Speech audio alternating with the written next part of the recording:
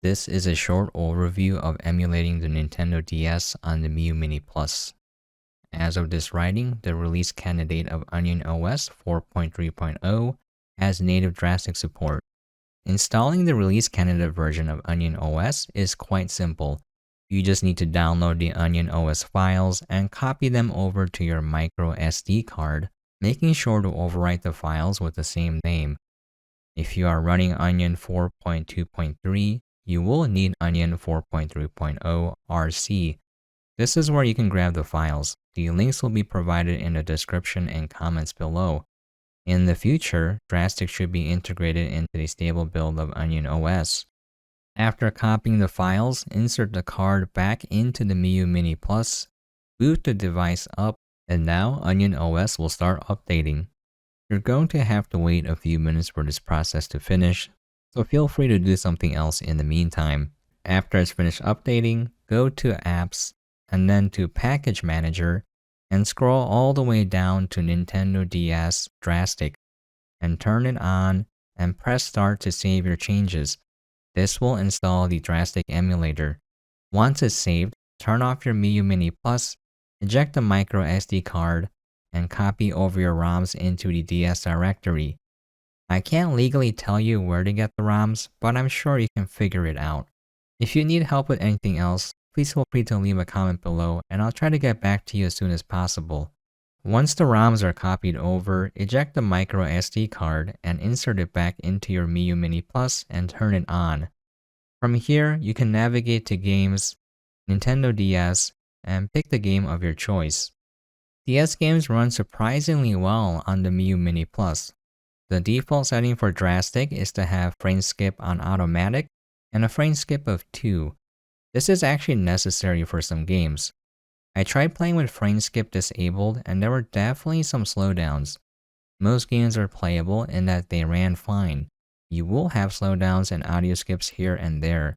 You may also run into some bugs as well. Some situations may cause save states to become corrupted, so make sure to make more than one, and in the case it does become corrupted and the game will not load, you can simply restart the game by using Menu and Select to access the Drastic menu. Now, whether or not the Miyoo Mini Plus is an ideal environment for Nintendo DS is a completely different question. I'll use 4 games to showcase how it feels like using Drastic on the Miyoo Mini Plus, starting with games that don't require much touch controls, and then moving on to the games heavily relying on touch controls. The games will be Pokemon SoulSilver, Phoenix Wright Ace Attorney, Final Fantasy Fables Chocobo Tales, and finally Trauma Center. I'll go over the hotkeys in Drastic before we begin. Holding the menu button and pressing right or left on the D-pad will change the screen layout. Most people prefer seeing the main screen or the touchscreen fill up the display. You can switch between the top screen and the touchscreen by pressing R2. Pressing L2 will enable a virtual stylus to interact with the touchscreen. Holding Menu and Select will bring up the Drastic menu. That should cover most of the controls. Now we're going to start with Pokemon SoulSilver. This is one of my personal favorites, mainly because of the nostalgia and because it came with a neat Pokewalker. For nostalgia, it was a double whammy because I initially bought it because of the nostalgia I had for Pokemon Silver on the Game Boy Color, and now I'm playing it again for the nostalgia when I had a Nintendo DS. I gotta say, nostalgia is a very powerful drug. This game requires very little touch controls and runs fairly well. There are slowdowns, and it's not the best way to play, but it'll run and you can beat the game. While you don't really need to use too many touch controls, you still need to be able to see the touchscreen because this is where you interact with the menu and pick moves during combat. I personally don't like switching between the touchscreen and top screen frequently, but I prefer to use this layout where I can see both screens at all times. This lets me pick the correct attack moves and even use my inventory with no touch controls needed. Pressing the X button lets me access my inventory, and while the screen is tiny, I can still make out which attacks are which. Also, I have to say here, Pokemon SoulSilver is exceptionally well designed. Anytime there is a prompt where you need to interact with the touchscreen, an icon shows up in the dialog box. If you only have the main screen on the display, This icon will let you know to switch screens. Also, very little of the game actually needs the stylus. You can simply use the D-pad and buttons to interact with most of the UI. This is a pretty well designed game from the perspective of the UI being usable on the Miyoo Mini Plus. Now moving on to a game requiring a light stylus usage, Wright Ace Attorney. This is one of my all-time favorite series. I have very fond memories of playing the game during my college years. For those of you who never played, Wright is essentially a visual novel with light puzzle solving centered around investigating and solving crimes while defending clients in court trials. It's a lot of reading, but I found it to be very enjoyable. It also gets very outlandish in a charming way.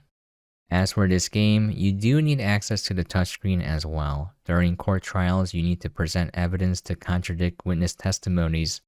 For this game, I was okay with switching between screens since the game lets you take your time and wait until you make an action. During investigations, you can choose to use the stylus or just use the D-pad. Since it's basically tapping on a still image, it didn't feel too bad, and you can also take your time during this section as well. While the UI wasn't as refined as Pokemon's, the visual novel nature of the game made it so it wasn't too much of a hassle switching screens and using the stylus. Now moving on to a game requiring moderate stylus usage, Final Fantasy Fables Chocobo Tales.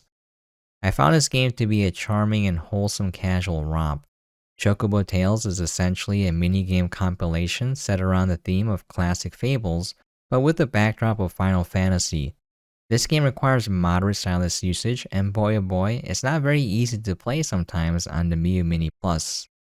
Chocobo Tales is comprised mainly of mini-games, and most of them require using both screens and the stylus. I'll give the first minigame as an example of what to expect.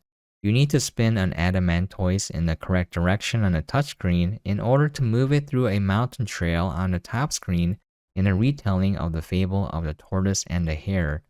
Rocks are falling and you need to let go of the stylus to have the adamantoise protect itself. It wasn't easy, fellas. Using the D-pad to simulate the stylus was not great for this game because it doesn't move smoothly at all. The sensitivity settings definitely need to be tweaked because it starts off moving slowly and it moves very quickly once you get closer to the edges of the screen. It needs to have a constant sensitivity throughout. It seems to rise rather quickly as you keep using it. At least that's how it felt to me. Having to have both screens up and requiring you to manipulate objects with the stylus makes this game not ideal to play on the Miyoo Mini Plus. Now, it is entirely possible to make it through the game, but it won't be easy and it'll depend on how tolerant you are of not so great controls. Finally, this leads into a game that requires heavy stylus usage, Trauma Center. Trauma Center was a memorable game for me because it actually used the stylus and it was a surprisingly challenging action game. This game is almost impossible to play on the Miyoo Mini Plus. You can make do with only using the touchscreen, but it's the stylus controls that get you. You need to be fast and accurate with your movements, and the D-pad just doesn't allow you to do both. You would need an analog stick at best to make movements at angles that would be much harder to do on a D-pad alone. I'm sure some crazy masochists out there can beat Trauma Center on the Miyoo Mini Plus, but for us sane normies, this game is unplayable. Now, in my personal experience, most of the DS games I've tested ran in a playable state. Not all of them were perfect. However, if you are playing a game and it is not performing well, you can actually increase the performance of the Drastic emulator by overclocking your Miyoo Mini Plus. Drastic is already set to overclock the Miyoo Mini by using a clock speed of 1500 MHz. You should be able to safely push the clock speed up to 1600 for the original Miyoo Mini, and you should be able to push the clock speed up to 1800 MHz for the Miyoo Mini Plus. To change the clock speed, press the menu and start button at the same time to bring up the menu in Drastic. Here you can see an option to set the clock speed. You can also just overclock the Miyoo Mini for other emulators by creating a simple text file in the RetroArch directory and typing in the 4-digit number representing the clock speed you want. Once again, the developers note that 1600 is probably the highest stable value for the original Miyoo Mini, and 1800 is the highest stable value for the Miyoo Mini Plus. Your experience may vary, so if your handheld is crashing, I will lower the clock speed if you are overclocking. This was noted by contributor schmurtzm on the OnionUI GitHub, and there is a handy dandy guide created by YouTuber The-Phyrex Text if you would like more information. I'll link both of those resources in the comments and description below. In conclusion, I wouldn't pick up a Miyoo Mini Plus if playing Nintendo DS games was your main goal. It works, but it's not ideal. Take a look at my Steam Deck here. The larger screen lets me have both screens displayed at the same time, and since the Steam Deck has a touchscreen, I can actually use touch controls if I need to. Now, games like Trauma Center still don't work very well if you're using a finger, but it's definitely more playable. The more powerful hardware lets me upscale the graphics, and it runs buttery smooth compared to the Miyoo Mini Plus. Devices like the Odin 2 and the Retro Pocket 4 would provide for a much better experience for emulating DS games. Used DS Lites, DSIs, or even DSi XLs would also be great. As a side note here, the DSi XLs have IPS panels, and it would probably provide for an ideal viewing experience if you're going to use the original hardware. Now, if the Miyoo Mini Plus is the only device you have and you would like to play DS games, then yes, you will be able to beat most of the games that don't require heavy stylus usage, and there are a lot of games that surprisingly don't require much touch input. It won't be ideal, and you'll have to get used to either switching screens or having both displayed and be even smaller, but you will be able to play these games. While DS games don't run perfectly and will have slowdowns sometimes, it definitely is amazing that even 10 months ago, DS emulation was not possible on the Miyoo Mini Plus, and now it runs well enough to beat many games. Well, that's gonna be it, fellas. Hope it helped.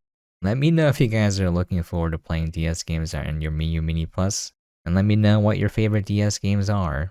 Thanks so much for dropping by and watching, and as always, hope you guys are staying safe and sane out there, and catch you guys next time.